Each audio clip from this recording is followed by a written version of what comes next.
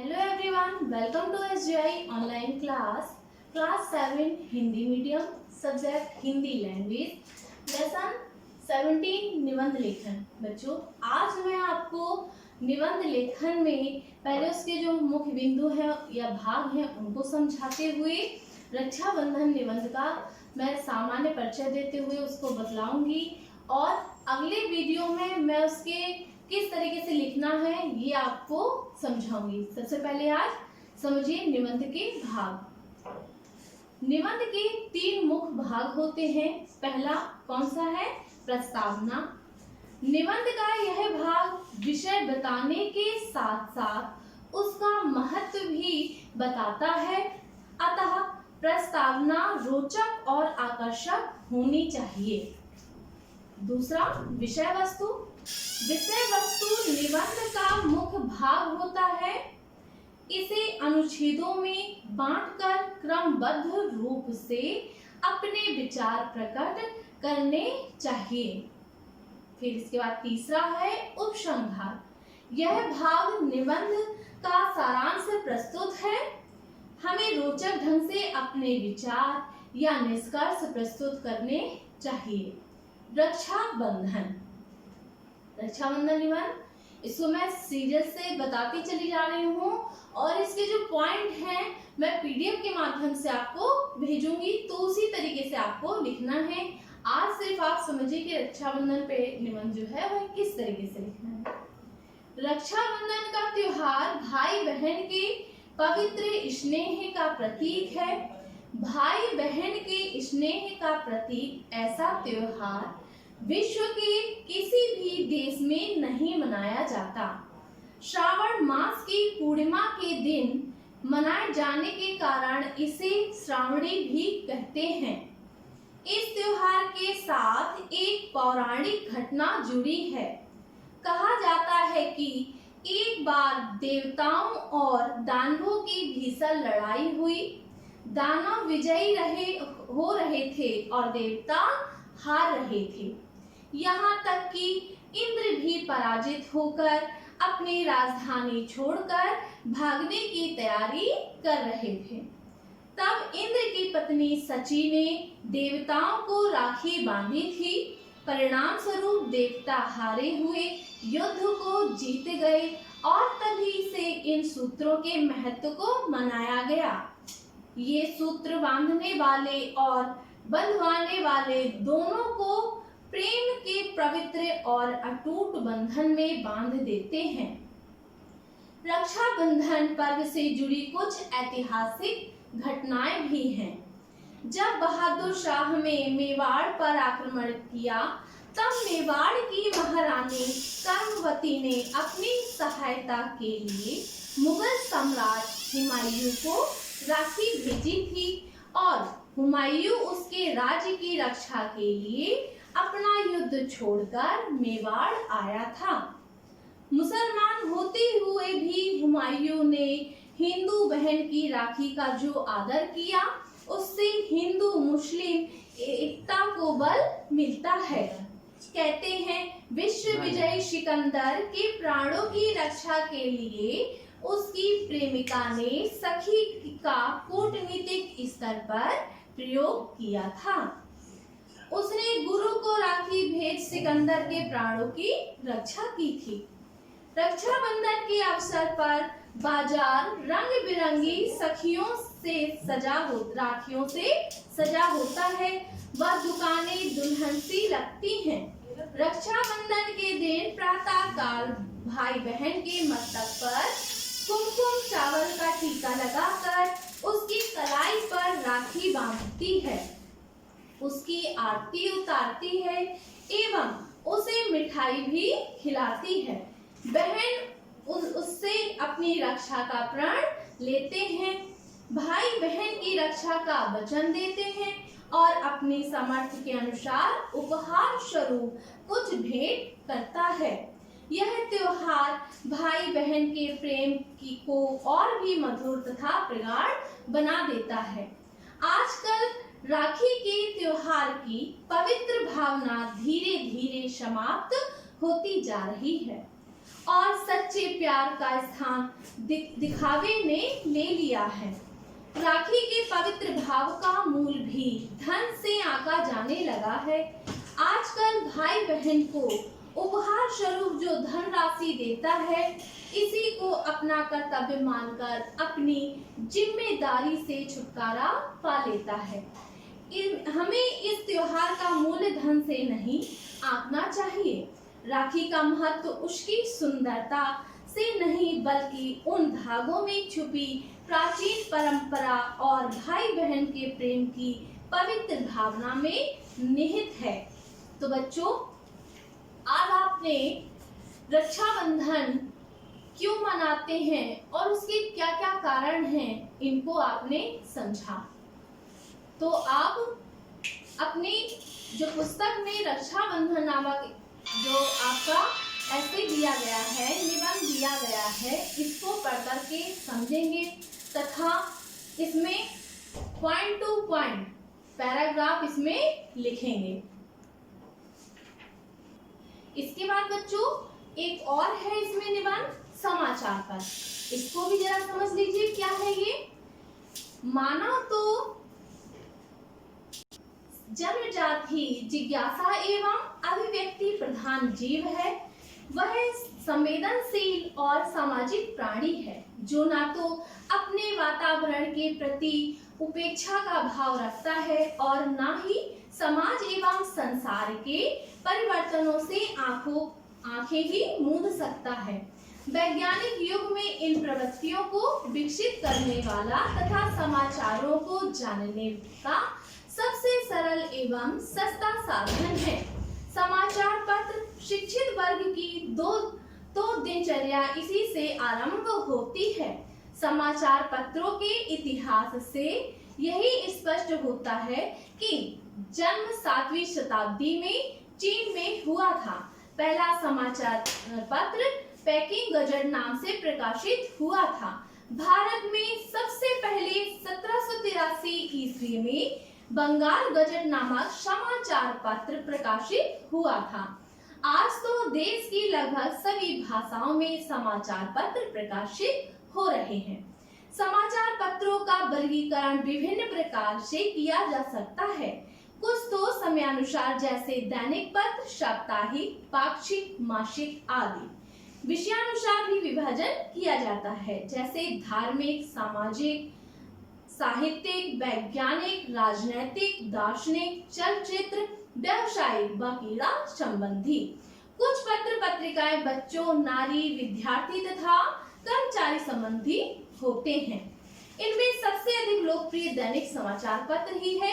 ये सस्ते होते हैं और लाखों की संख्या में प्रकाशित किए जाते हैं। हर समाचार पत्र का अपना उद्देश्य होता है। समाचार पत्र के प्रकाशन की प्रक्रिया पत्रकारिता कहलाती है। समाचारों के संकलन, प्रेषक तथा संपादक का कार्य पत्रकार ही करते हैं। समाचार पत्रों में संपादक समाचार इकट्ठे करके कार्यालय को भेजते हैं तथा देश विदेश की जो खबरें होती हैं उससे रूबरू कराते हैं। तो आज के लिए इतना ही काफी है। अगले वीडियो में बच्चों आपको जो ये निबंध है इसको विस्तार पूर्वक किस तरीके से लिखा जाएगा ये समझाऊंगी। Thank you students.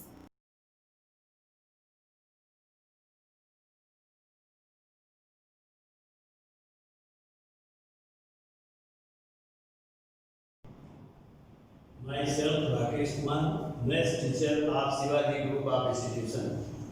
Maths class में 7th क्लास हिंदी मीडियम के बच्चों का स्वागत है। तो बच्चों आपने पिछली क्लास में एक्सरसाइज नंबर 4.1 के क्वेश्चन नंबर 7 तक अध्ययन कर लिया था।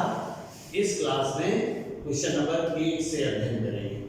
क्वेश्चन नंबर 1 है, एक खेल के मैदान की लंबाई और व चौड़ाई में अनुपात। लंबाई अनुपात चौड़ाई बराबर 5:3 है। 5:3 है। चौड़ाई ज्ञात कीजिए जबकि इसकी लंबाई 40 मीटर है और लंबाई बराबर 40 मीटर। तो चौड़ाई ज्ञात करना है। इसको ज्ञात करने के लिए समानुपात का प्रयोग अगर करते हैं तो समानुपात का प्रयोग करने में लंबाई अनुपात चौड़ाई, समानुपात लंबाई अनुपात चौड़ाई, यानी इस क्रम को नहीं बदलेंगे। तो लंबाई क्या है? लंबाई और चौड़ाई का अनुपात है 5:3। समानुपात लंबाई कितनी है? 40 मीटर और चौड़ाई कितनी है? चौड़ाई ज्ञात करना है तो चौड़ाई को चौड़ाई ही लिख दिया। इसको सॉल्व करने के लिए, समानुपात को सॉल्व करने के लिए बाहर वाले पदों का गुणा करते हैं और बीच वाले का गुणा करते हैं। तो बाहर वालों का जब गुणा करेंगे तो 5 गुणा चौड़ाई बराबर 40 गुणा 3। तो चौड़ाई बराबर, अब ये 5 गुणा में है, दूसरी तरफ जाएगा तो भाग में जाएगा। तो 40 गुणा 3 बटे 5, 5 एकम 5, 5 अट्ठे 40, यानी चौड़ाई 8 तिरका 24, 8 गुणा 3 बराबर 24 मीटर। आंसर मिल गया। आंसर चौड़ाई बराबर 24 मीटर। सर आ गया होगा। क्वेश्चन नंबर 9, किसी मिश्र धातु में निकेल व क्रोमियम का अनुपात 5:8 है। यदि क्रोमियम का भार 12.8 किलोग्राम हो तो मिश्र धातु में निकेल का भार कितना होगा? क्वेश्चन नंबर 9, ये भी सेम ऐसा ही है। क्वेश्चन नंबर 9, मिश्र धातु है जिसमें निकेल अनुपात क्रोमियम, निकेल अनुपात क्रोमियम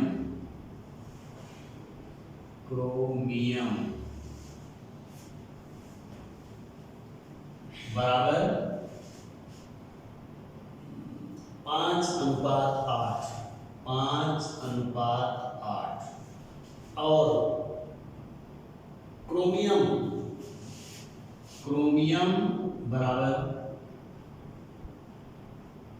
12.8 किलोग्राम, यानी निकेल अनुपात क्रोमियम है 5:8।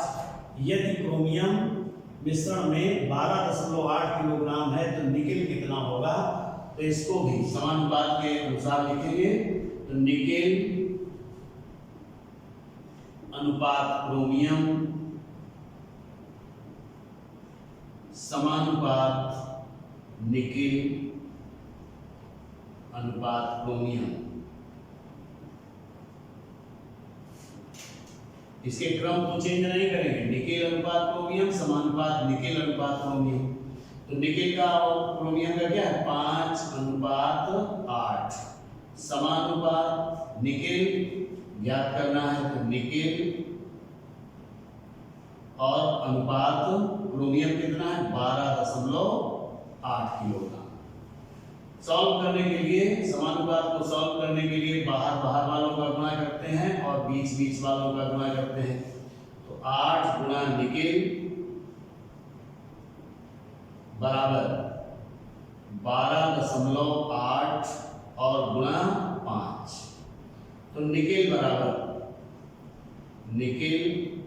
बराबर 8 गुणा में है, इस तरफ ले जाएंगे तो भाग में। तो 12.8 गुणा 5/8, 8 से भाग दे दिया जाए तो 8 एकम 8, 8 एकम 8 बचा 4, दशमलव लगाया 48 हो गया, 8 छंग 48।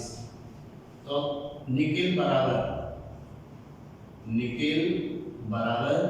1.6 × 5 बराबर 16 पंचे 80, 8.0 किलोग्राम। मालूम हो गया निकेल का वजन 8.0 किलोग्राम या 8 किलोग्राम होगा। इसी प्रकार से 10 नंबर है, एक स्कूल में लड़कियों व लड़कों का अनुपात 2:5 है। 10 नंबर में क्वेश्चन नंबर 10, लड़कियों तथा लड़कों का अनुपात। लड़कियां अनुपात लड़के, अनुपात लड़के बराबर कितना है? अनुपात है 2:5। 2:5।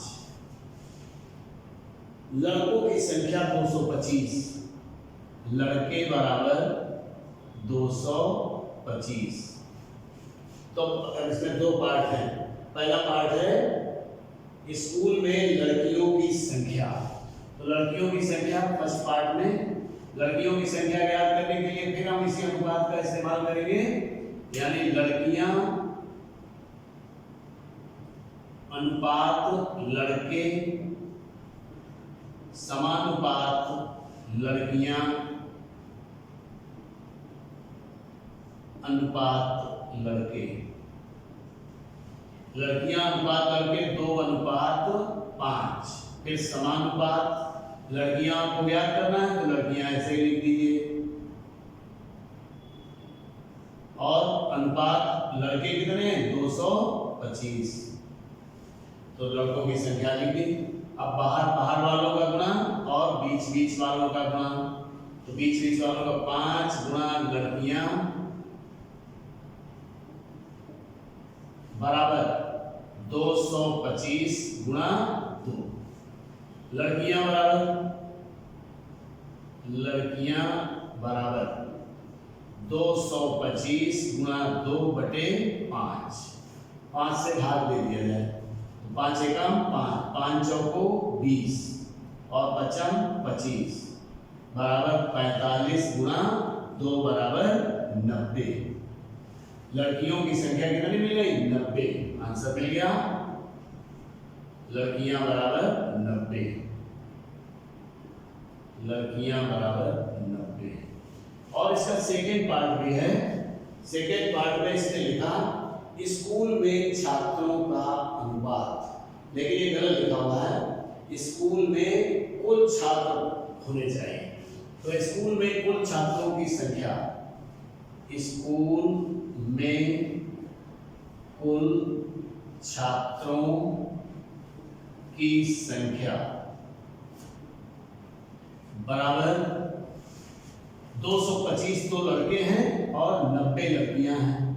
तो 225 और प्लस 90 बराबर 315 छात्र। कुल छात्र 315 है स्कूल में और 90 लड़कियां हैं, 225 लड़के हैं। फिर 11 नंबर है निम्नलिखित क्रमों में कौन से समानुपात में हैं। तो इसको जानने के लिए 11 नंबर है, इसका केवल एक ही पार्ट बताएंगे। ये जानने के लिए कि कौन समानुपात में है या नहीं, तो इनको जिस क्रम में लिखे हैं अनुपात और समानुपात लगाकर सॉल्व करते हैं। तो जैसे 11 नंबर का फर्स्ट पार्ट है। फर्स्ट पार्ट में है 300, 500, 400, 600। 300, 500, 400 और 600। इसको बताना है कि ये समानुपात में है कि नहीं। तो 300 अनुपाते 500 समानुपाते और अनुपाते, यानी बाहर वालों का गुणा और बीच वालों का गुणा कर दिया जाए तो दोनों समान हो जाए तो समानुपात में है, अन्यथा नहीं है। तो 300 गुणा 600 बराबर 500 गुणा 400। तो 6 त्रिका 18, 18 के नीचे 4 जीरो बराबर 5 चौको 20 और 4 जीरो इसमें भी होनी चाहिए। तो देखिए ये 1,80,000 है और ये 2 लाख है, तो दोनों समान नहीं है, तो समानुपात में नहीं है। समानुपात में नहीं है। चलो दूसरा देख लेते हैं, शायद कोई मिल जाए जिसमें है। फिर है 8, 16, 6, 12। 8, 16, 8, 16, 6 और 12। ये सेकेंड है। इसको भी बताना है कि ये समानुपात में है या नहीं। तो पहले हमको अनुपात लगाना है, फिर इसमें समानुपात लगाना है, फिर अनुपात लगाना है। इसमें भी बाहर बाहर वालों का गुणा और बीच बीच का गुणा करें, समान हो जाए तो समानुपात में है, अन्यथा नहीं है। तो हो गया 12 गुणा 8 बराबर 16 गुणा 6। तो 12 8 96 और बराबर 16 छक्का 96। Left hand equals to right hand, ये दोनों बराबर हो गए, अतः समानुपात में हैं, समानुपात में हैं। चलिए 12 नंबर, निम्न समानुपातों में गा का मान ज्ञात कीजिए। निम्न समानुपातों में गा का मान ज्ञात कीजिए। बिल्कुल सेम ऐसे ही ज्ञात करना है। 12 नंबर है, इसका फर्स्ट पार्ट है 8 अनुपाते गा समानुपाते 16 अनुपाते 35। 8 अनुपाते गा समानुपाते 16 अनुपात 35। तो इसमें भी गा का मान ज्ञात करना, बीच बीच वालों का गुणा और बाहर बाहर वालों का गुणा करेंगे। तो 16 गा बराबर 8 गुणा 35। तो गा बराबर 16 गुणा में है, तो इसको इस तरफ लाएंगे तो भाग में आ जाएगा, तो हो जाएगा 8 गुणा 35 बटे 16। 8 एकम 8, 8 दूनी 16, 2 से भाग दे देंगे तो 17.5, यानी गा बराबर 17.5। ये आंसर हो गया। चलिए इसका सेकेंड पार्ट है 7 अनुपात 14 सेकेंड। 7 अनुपात 14 समानुपाते 15 अनुपात गा। 15 अनुपात गा। तो इसमें भी गा का मान ज्ञात करने के लिए वही प्रोसीजर है, बाहर बाहर वालों का गुणा और बीच बीच वालों का गुणा करते हैं। तो 7 गुणा गा बराबर 14 गुणा 15। तो गा बराबर 7 इस तरफ लाओ, भाग में आ गया 14 इंटू 15 अपान 7 से कैंसिल कर दें, 7 2 जा। तो गा बराबर 15 गुणा 2 बराबर 30। तो गा का मान 30 मिल गया। तो इस प्रकार से आप 12 नंबर पूरा कर सकते हैं। 13 नंबर में किसी समानुपात के मध्य प्रथम द्वितीय व चतुर्थ पद। ये 13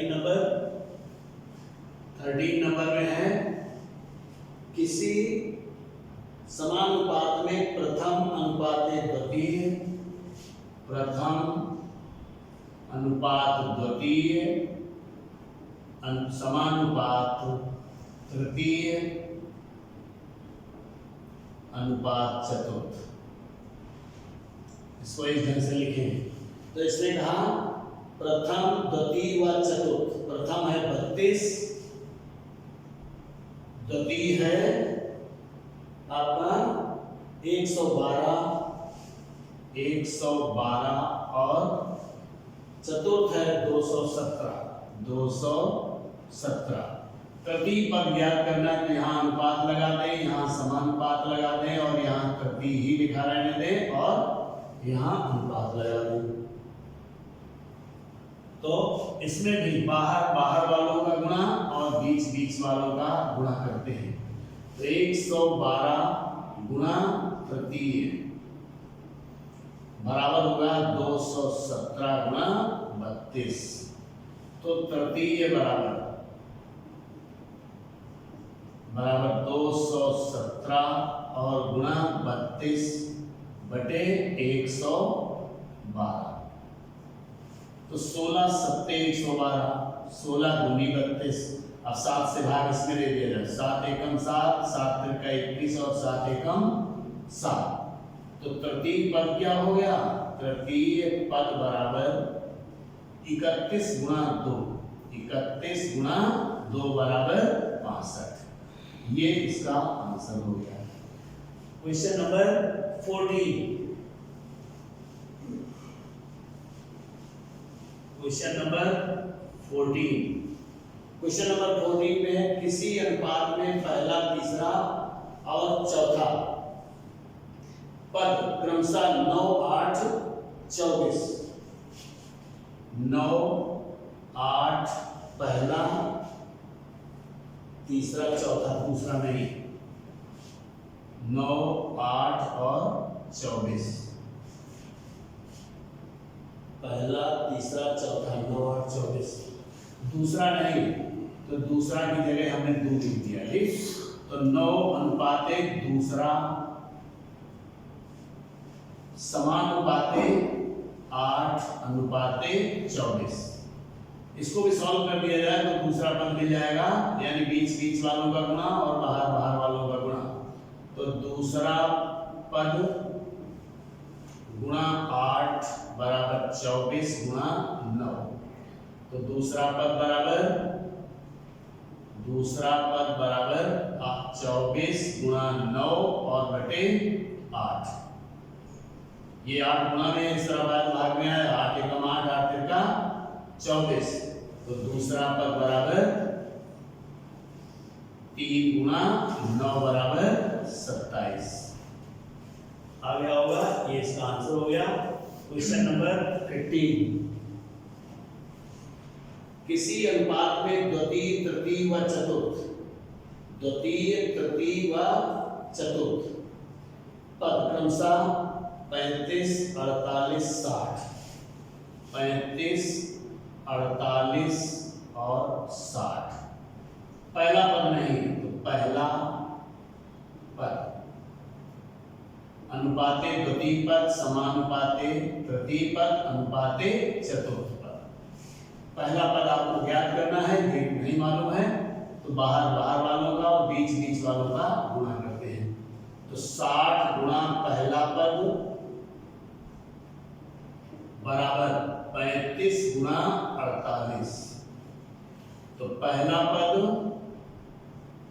बराबर 35 गुणा 48 बटे 60। तो 6 से कर जाएगा। 6 दहम 60, 6 अट्ठे 48। तो 2 पंचे 10, 2 चौको 8, 5 सत्ते 35। तो पहला पद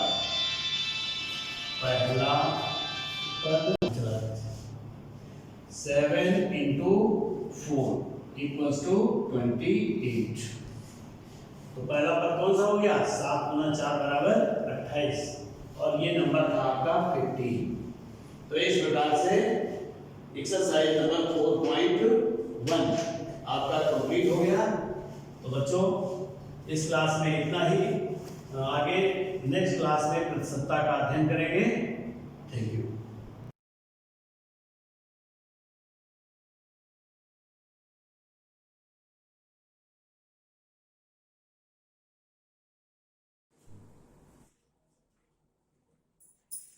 hello class, welcome to Shivaji group of institutions online class. मैं आपको आज हिस्ट्री में चैप्टर 4 महान मुगल राजवंश के बारे में पढ़ाने जा रही हूँ। महान मुगल राजवंश माने महान मुगल राजवंश माने मुगल राजवंश कौन कौन से थे? मुगल राजवंशों में सबसे बड़े मुगल राजवंशों के कुछ जो टॉपिक थे वो मैं कल आपको पढ़ा चुकी हूँ। जैसे मुगल राजवंशों में सबसे पहले बाबर का राजवंश था, जो मैं आपसे कल पहले भी डिस्कस कर चुकी हूँ कि बड़े बाबर कौन था। बाबर का पूरा नाम जहरुद्दीन मोहम्मद बाबर था। इसने मुगल साम्राज्य की स्थापना की थी, माने बाबर ने मुगल साम्राज्य की स्थापना की थी। और मुगल साम्राज्य का जो स्टार्टिंग था वो क्या था? 1526 यानी दिल्ली सल्तनत के बाद भारत में महान मुगल राजवंशों में बाबर ने मुगल राजवंश की स्थापना की, जो 1500, क्योंकि इससे पहले जो दिल्ली सल्तनत था उसका टाइम पीरियड क्या था? 1206 से 1526, यानी 1206 से 1526 के बाद यानी 1526 में महान मुगल राजवंश की स्थापना हुई, जिसकी स्थापना जहरुद्दीन मोहम्मद बाबर ने की थी। बाबर कई माने बाबर क्या था 14 वर्ष की आयु माने 14 वर्ष की आयु से ही मध्य एशिया यानी फरगाना का सुल्तान बना था। बाबर की मृत्यु के बाद उसका बेटा हुमायूं, जो मैं कल आपको माने प्रीवियस वीडियो के माध्यम से मैं आपको पढ़ा चुकी हूँ। हुमायूं क्या था बाबर का सबसे बड़ा बेटा था। बाबर के चार बेटों में से वह सबसे बड़ा था, इसलिए छोटी सी उम्र में ही उसे तुर्की, फारसी, अरबी कई भाषाओं का ज्ञान था तथा वह भी एक शक्तिशाली तथा श्रेष्ठ राजा था। हुमायूं के बाद आज हम पढ़ेंगे सूरी साम्राज्य के बारे में कि सूरी साम्राज्य क्या था। तो सूरी साम्राज्य के बारे में हम अध्ययन करेंगे। तो इस राजवंश माने सूरी साम्राज्य की स्थापना शेरशाह सूरी ने की थी। माने सूरी साम्राज्य की स्थापना यानी शेरशाह सूरी ने सूरी साम्राज्य की स्थापना की थी। उसका नाम यानी उसका वास्तविक नाम फरीद था। माने शेरशाह का वास्तविक नाम क्या था? फरीद। माने शेरशाह का वास्तविक नाम फरीद था। शेरशाह उसे कब से कहा जाने लगा? क्योंकि उसने बचपन में ही एक शेर मारा था, इसलिए उसे शेर की उपाधि दी गई थी। अंडरस्टैंड? माने शेरशाह सूरी ने सूरी साम्राज्य की स्थापना की। शेरशाह सूरी का वास्तविक नाम फरीद था। शेरशाह ने बचपन में एक शेर को मारा था, इसलिए उसे शेर की उपाधि दी गई थी। इसलिए उसका जो नाम था वह शेरशाह सूरी था। अंडरस्टैंड? शेरशाह ने उस समय जलाल खान से अपने आप स्वयं को प्रयोग करने की आज्ञा प्राप्त की। वह ये दिखाना चाहता था कि उसके अंदर क्या पावर है, वह कितना कुशल राजा है या कितना कुशल शासक है। तो उसने जलाल खान से आज्ञा प्राप्त की और आज्ञा प्राप्त करने के बाद उसने बंगाल पर आक्रमण कर दिया। बंगाल पर आक्रमण करने में उसने 1537 ईस्वी में जीत हासिल की। अंडरस्टैंड? शेरशाह सूरी कौन था? तो शेरशाह सूरी ने सूरी साम्राज्य की स्थापना की थी। उसके बचपन का नाम फरीद था। उसने बचपन में एक शेर को मारा था, इसलिए उसे शेर की उपाधि दी गई थी, जिससे उसका पूरा नाम शेरशाह सूरी था। वह अपने आप स्वयं को जनता के सामने या स्वयं को अपने आप को प्रूफ करने के लिए उसने जलाल खान से आज्ञा प्राप्त की और उसने सबसे पहले बंगाल पर आक्रमण किया, जिसने 1537 ईस्वी में उसने बंगाल पर जीत भी हासिल की। आगे हम बात करते हैं कि सूरी साम्राज्य था वह कितने भागों में उसके शासक कौन कौन से थे। तो सबसे पहला जो हमारा शासक था वो कौन था? शेरशाह सूरी। शेरशाह सूरी कौन था? सूरी साम्राज्य का सबसे पहला शासक शेरशाह सूरी था। फिरोज शाह दूसरा कौन था? फिरोज शाह सूरी। फिरोज शाह के बाद मोहम्मद आदिल शाह। आदिल शाह के बाद क्या था? इब्राहिम शाह सूरी, सिकंदर शाह सूरी तथा आदि शाह सूरी। इस प्रकार से सूरी साम्राज्य जो था सूरी साम्राज्य के कई शासक थे। या सूरी साम्राज्य में कई शासक हुए। सूरी साम्राज्य की स्थापना 1545 में हुई थी और इसका जो लास्ट टाइम पीरियड था वो 1556 था। 1545 से 1556 के बीच सूरी साम्राज्य को माना जाता है। तो स्टूडेंट्स, मुझे आशा है कि आपको ये समझ में आ गया होगा कि सूरी साम्राज्य क्या था, सूरी साम्राज्य की स्थापना किसने की थी, सूरी साम्राज्य के प्रमुख शासक कौन कौन से थे। अब स्टूडेंट्स, अब हम बात करते हैं शेरशाह सूरी की उपलब्धियां। शेरशाह सूरी एक क्या था? एक कुशल शासक था, एक प्रशासक एक अच्छा प्रशासक होने के साथ साथ वह बहुत ही उदार नीति का भी था। तो सबसे पहला उसने काम किया था कि संपूर्ण साम्राज्य को प्रांतों में विभाजित करना, माने संपूर्ण जो भी उसका साम्राज्य था, माने जितने भी एरिया में वह राज्य करता था, तो संपूर्ण साम्राज्य को प्रांतों में डिवाइड करना, माने प्रांतों में डिवाइड करने से जो प्रशासन व्यवस्था थी वो अच्छे से चल रही थी। तो शेर शाह सूरी की जो सबसे बड़ी उपलब्धि थी वो क्या था कि साम्राज्य को प्रांतों यानी प्रांतों में बांटना, प्रांतों में डिवाइड करना तथा जमीन का वर्गीकरण 3 श्रेणियों में करना। उस समय क्या था, इन पास्ट टाइम हर व्यक्ति क्या था, खेती करता था, यानी कृषि हर व्यक्ति का व्यवसाय था। तो कृषि में क्या था, जमीन जो हमारे यहाँ जो भी हमारी जमीन थी, लैंड एरिया जो भी था, उसे शेर शाह सूरी ने 3 भागों में डिवाइड किया था। 3 भागों में क्या थी, भूमि की उपज, भूमि की माप और भूमि का राजस्व। भूमि की उपज माने भूमि में किस एरिया में या किस भूमि पर कितनी यानी कितनी उपज होती है, इसका मापदंड। फिर भूमि की माप माने कितनी माप की भूमि किस किसान के पास होती है, तथा भू राजस्व यानी जमीन से कितना टैक्स मिलता है। अंडरस्टैंड, यानी शेर शाह सूरी ने उस समय जमीन का वर्गीकरण माने जमीन का वर्गीकरण यानी जमीन के वर्गीकरण को 3 श्रेणियों में बांटा था। नेक्स्ट आगे नई सड़कों का निर्माण, माने शेर शाह सूरी ने कई नई सड़कों का निर्माण माने नई सड़कों का निर्माण कराया था तथा पुरानी सड़कों की मरम्मत भी कराई थी। माने शेर शाह सूरी की सबसे बड़ी उपलब्धि थी सड़कों का निर्माण। माने सड़कों के निर्माण से क्या था, यातायात व्यवस्था जो थी वह सुगम और सरल हो गई थी। मैंने तो सड़कों का निर्माण मैंने से सड़कों का निर्माण कराया था। तो शेर शाह सूरी ने ही ग्रांड ट्रंक रोड माने ग्रांड ट्रंक रोड का निर्माण कराया था। अंडरस्टैंड, सड़कों का निर्माण माने सड़कों का निर्माण तथा पुरानी सड़कों की मरम्मतें माने पुरानी सड़कों की मरम्मत भी कराई थी। नेक्स्ट आगे हम बात करते हैं सेना के बारे में। तो शेर शाह सूरी यानी शेर शाह सूरी के पास 1,50,000 यानी 1,50,000 घुड़सवार माने घुड़सवार सेना थी, 25,000 यानी 25,000 पैदल सेना थी तथा 5,000 हाथी तथा तोपखाने थे। माने इस प्रकार हम कह सकते हैं शेर शाह के पास सेना माने सेना यानी जो सशस्त्र बल था वो भी बहुत अच्छा था, क्योंकि 1,50,000 घुड़सवार थे, 25,000 पैदल सेना थी तथा 5,000 हाथी तथा तोपखाने थे।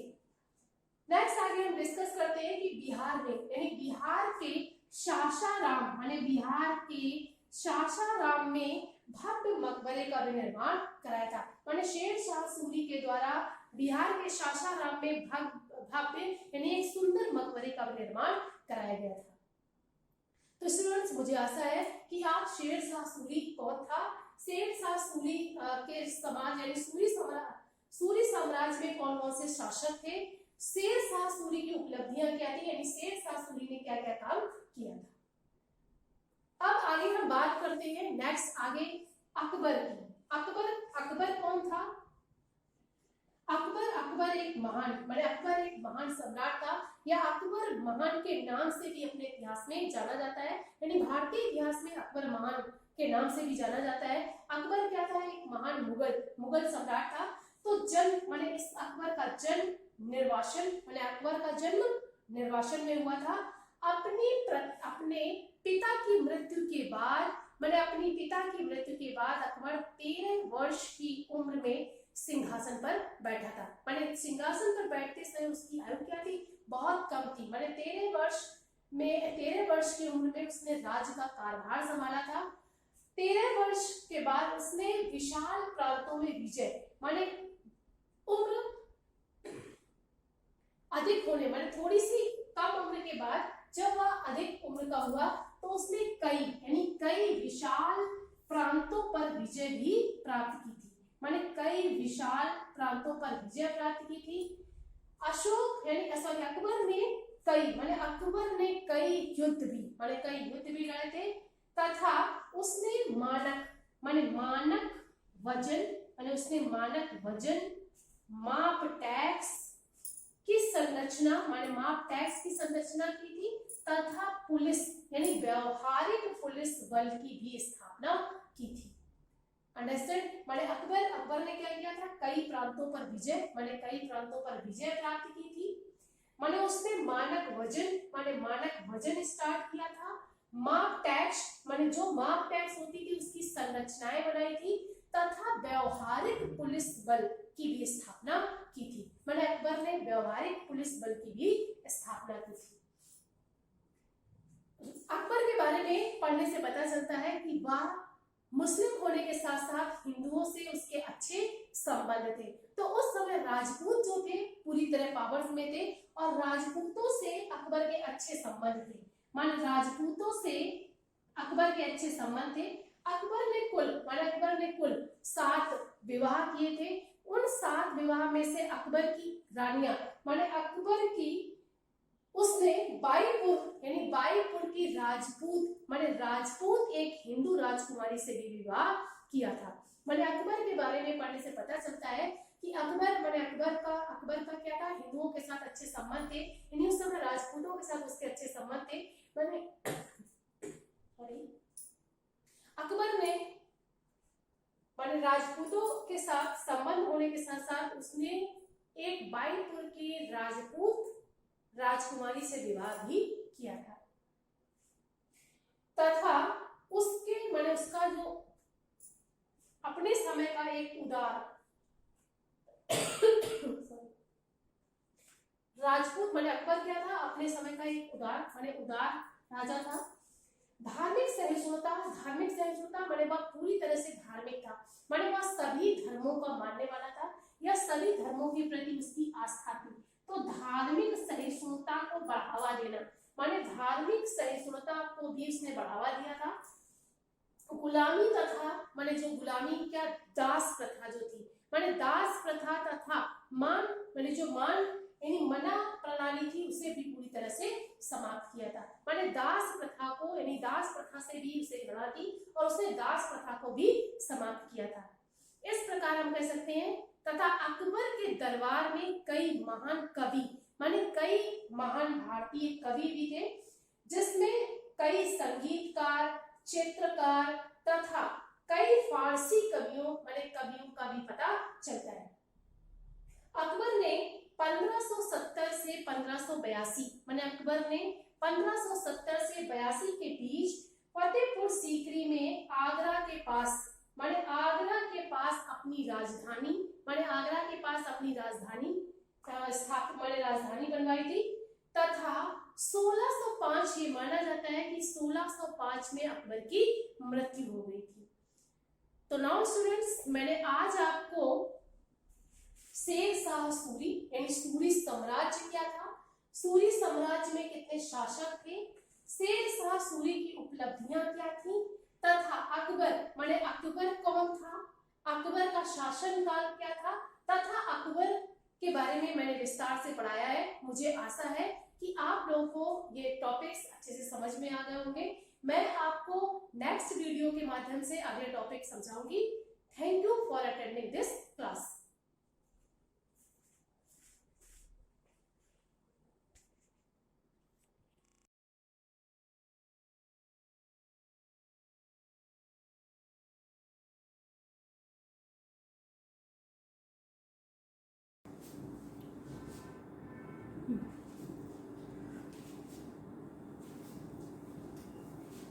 Good morning students, this is class 7H, subject is computer.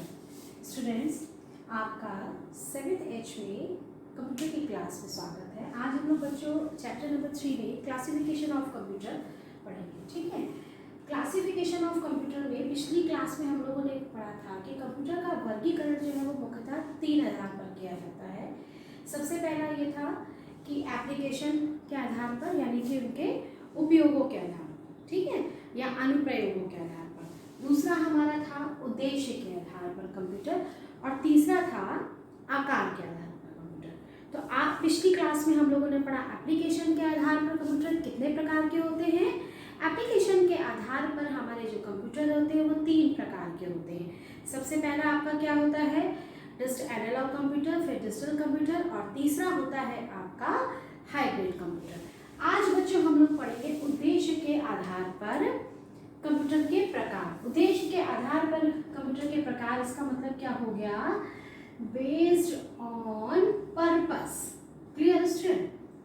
Based on purpose आपके कंप्यूटर कितने प्रकार के होते हैं? बेस्ड ऑन पर्पस यानी कि आपका उद्देश्य के आधार पर कंप्यूटर मुख्यतः 2 प्रकार के होते हैं। ठीक है, सबसे पहला आपका क्या होता है? जनरल पर्पस कंप्यूटर, जिनको कि हम लोग बोलते हैं सामान्य उद्देश्य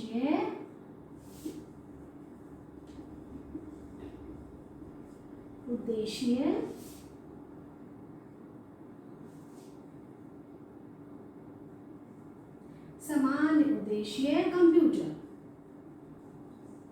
क्लियर? इसको इंग्लिश में हम लोग कह सकते हैं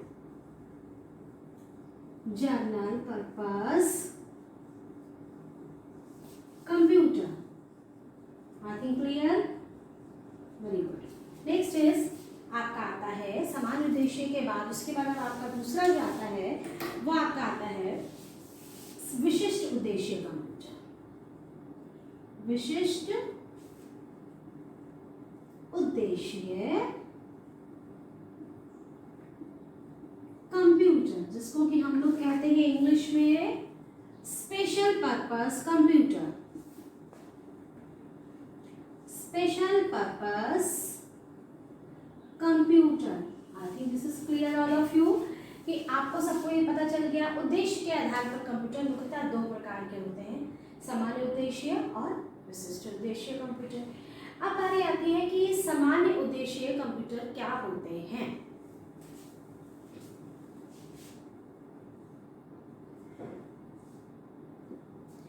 सामान्य उद्देश्य कंप्यूटर क्या होते हैं? सामान्य उद्देश्य कंप्यूटर से बच्चों ये देखिए कि सामान्य उद्देश्य कंप्यूटर वो कंप्यूटर होते हैं। सामान्य उद्देश्य कंप्यूटर क्या होते हैं, है ना?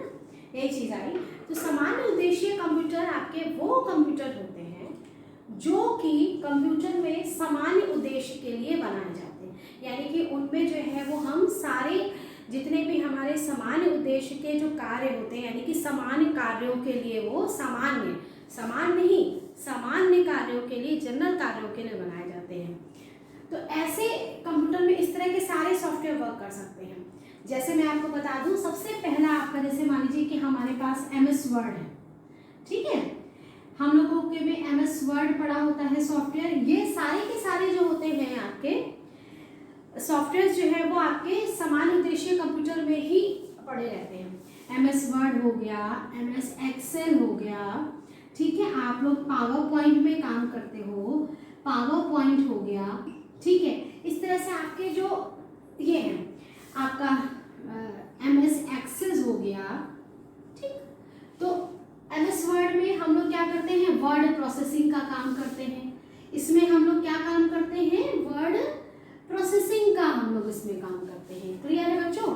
इसमें हम लोग क्या काम करते हैं? इसमें हम लोग वर्ड प्रोसेसिंग का काम करते हैं। एक्सेल में हम लोग कैलकुलेशन वर्क करते हैं। ठीक है, एक्सेल में हम लोग कैलकुलेशन वर्क करते हैं। इसमें पावर पॉइंट में हम लोग स्लाइड्स बनाते हैं या हम लोग प्रेजेंटेशन, ठीक है, स्लाइड तैयार करते हैं, प्रेजेंटेशन जो है वो तैयार करते हैं। प्रेजेंटेशन को हम लोग तैयार करते हैं। क्लियर है? MS एक्सेस में हम लोग क्या करते हैं? ये आपका डेटाबेस को बनाने के लिए इसमें हम लोग डेटाबेस तैयार करते हैं। ठीक है, तो क्या होता है कि ये हमारे जनरल पर्पस के काम है और ये सारे के सारे जो सॉफ्टवेयर होते हैं वो सामान्य उद्देश्य कंप्यूटर में इंस्टॉल आराम से उस पर इंस्टॉल कर दिए जा सकते हैं। लेकिन सामान्य उद्देश्य कंप्यूटर में ये होता है कि आप ऐसा नहीं कर सकते हैं कि कोई किसी विशेष उद्देश्य के लिए कोई आपने एक नया कंपोनेंट उसमें जोड़ दिया, ये हम लोग बिल्कुल नहीं कर सकते।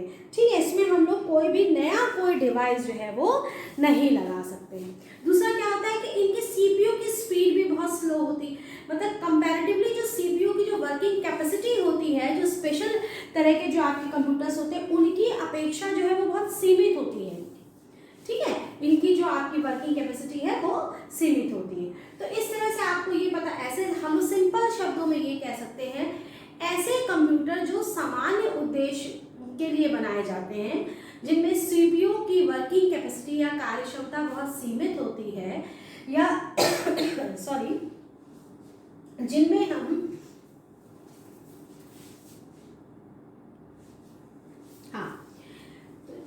हम लोग जो है वो कोई भी अलग से कोई भी डिवाइस जो है वो स्पेशल पर्पस के पॉइंट ऑफ व्यू से हम लोग नहीं लगा सकते, ठीक है। तो ये इसके एक लिमिटेड जो है वो स्पेसिफिकेशंस थी, या इसकी लिमिटेड जो है कैरेक्टरिस्टिक्स थी, वो मैंने आपको बता दी।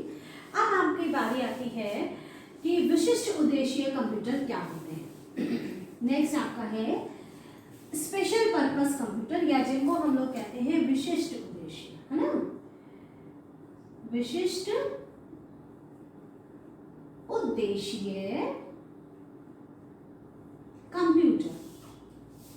क्लियर, ठीक है। अब आपकी बारी आती है कि ये जो विशिष्ट उद्देश्य कंप्यूटर्स होते हैं वो कंप्यूटर क्या होते हैं। ऐसे कंप्यूटर जो किसी विशेष कार्य को करने के लिए बनाए जाते हैं, मतलब यानी कि ये कंप्यूटर जो है वो आपके स्पेशली जो है, आप बहुत ऐसे सिंपल मशीन की बात समझ लीजिए, जो वॉशिंग मशीन है वो सिर्फ कपड़े धोने के काम आती है। ऐसा नहीं है कि आपकी मम्मी सोचे कि लाइए उसमें खाना बना लें, दिस इज नॉट पॉसिबल, ठीक है। तो यानी कि वो स्पेशल मशीन हो गई ना, कि वो जिस काम के लिए है वो सिर्फ केवल वही काम करेगी। ऐसे कंप्यूटर में भी होता है कि कंप्यूटर में भी जो स्पेशल पर्पस मशीन्स होती हैं वो मतलब स्पेशल कार्य के लिए ही होंगी, वो भी कंप्यूटर ही पर वो स्पेशल काम करेंगी, ठीक है। जैसे कि और इनके जो सीपीयू होते हैं, इनके सीपीयू की वर्किंग कैपेसिटी बहुत ज़्यादा होती है।